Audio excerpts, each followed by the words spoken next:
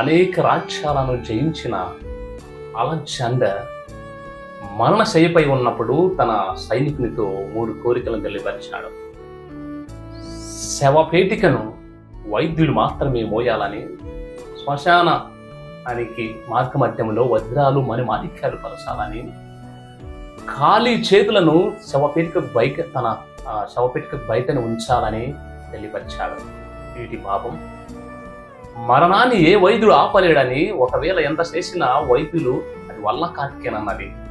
రెండవదిగా జీవితంలో సగభాగము తిరిగి సంపదలు సంపాదించడానికే వృధా చేశానని, విలువైన జీవితాన్ని కాలాన్ని వృధా చేసుకోకూడదని.